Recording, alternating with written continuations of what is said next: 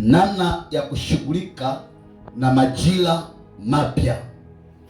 Amen. Amen. Amen. Pointi hii ilisema ndio ilikuwa pointi ya mwisho. Jifunze kutoa sadaka au kuachilia sadaka maalum. Amen. Jifunze kuachilia sadaka. Tulisoma pale maandiko mengi. Jifunze. Watu wengi waliofanikiwa kwenye maisha, watu wengi ambao Mungu amewavusha kwenye viwango vya kumiliki, walijifunza kutoa sadaka. Amen. Amen. Ukisoma Mwanzo 12, Abrahamu anaitwa na Mungu. 15 wanakwenda kukutana na Mungu. Mungu anadai sadaka. Amen. Amen. Ameitwa atoke, hakutoa sadaka. Punguzio mwangu si. Anaachilia nini? Sadaka. Amen. Amen. Ili madhabahu iweze kufanya kazi, ili matamko yaweze kufanya kazi, ni lazima ujifunze kuachilia nini? Sadaka. Ukiwa mvivu kwenye kuachilia sadaka, pana mambo yatakushinda kwenye maisha. Tarudia. Hata kama ungelikuwa ni mhubiri, cheche zinatoka moto. Hata kama ungelikuwa ni mchungaji, kanuni ya utoaji sadaka inawafunga watu wengi. Amen. Amen. Uwezi ukatenganisha miungu. Uwezi ukamtenganisha Mungu na sadaka. Ndio. Narudia kuambia. Uwezi ukamtenganisha Mungu na nini? Na sadaka. Jifunze kuachilia sadaka. Ndio. Ili Mungu akuhudumie, ili Mungu awe na sababu ya kukuhudumia, lazima sadaka. Nilisema sadaka ni uhakika wa kile mnachokwenda kukifanya. Abrahamu anatokewa na Mungu. Mungu anamwambia leta njiwa miaka 3, leta mwanadamu miaka 3, leta mwanambuzi wa miaka 3, leta kondoo ya miaka 3, waweke pale. Nilikuwa najiuliza, unajua kusema mwana, maana yake nenda kachukue mzaliwa wa kwanza wa kila mnyama uniletee. Wa miaka mingapi? 3. Sasa hakuna mwana ng'ombe au mwana mbuzi wa miaka mingapi?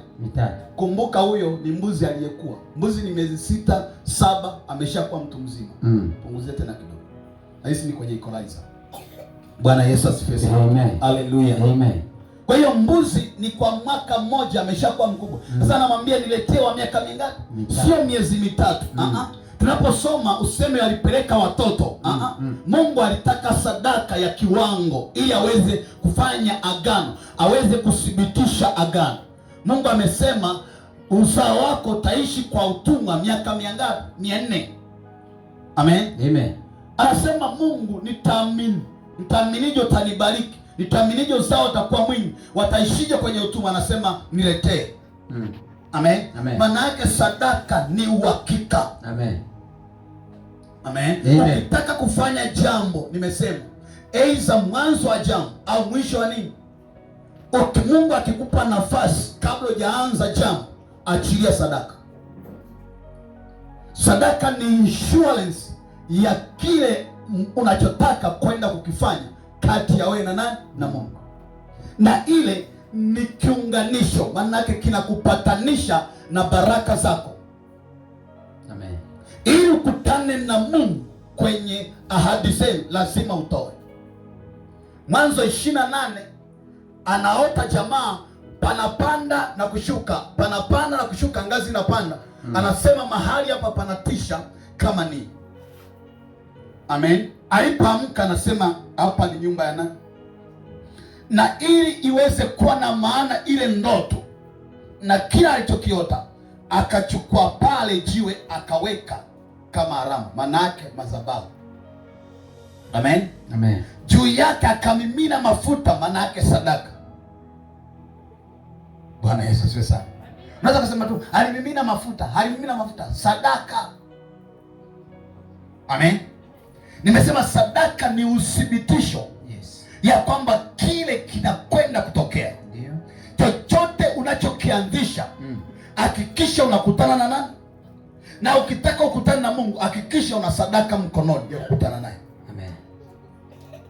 Wengi wanasema sadaka yetu ni Pasaka. Nani? Yesu. Amen. Amen. Lakini nakwambia Mungu yule yule bado ana ajenda na sadaka wakati huu. Damu ya Yesu kazi yake ilitukomboa. Amen. Amen. Damu ya Yesu kazi yake inatuondoa kwenye makosa ya dhambi. Damu ya Yesu inatenganisha kati ya hukumu, manake hukumu iliandikwa, amen, kwamba wewe ni mkosaji, inakuondolewa ile. Kazi ya damu ni ukombozi wa nafsi yako. Ndio maana na kazi ya damu ni ukombozi wa roho iliyo katika mwili.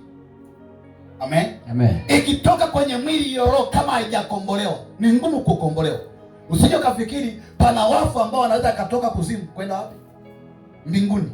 Hawezi. Kwa sababu gani? Yesu ni mwokozi wa roho iliyoko ndani ya mwili. Angali unaishi, Yesu alichokifanya msalabani ni ukombozi wa nafsi ambayo iko katika nini?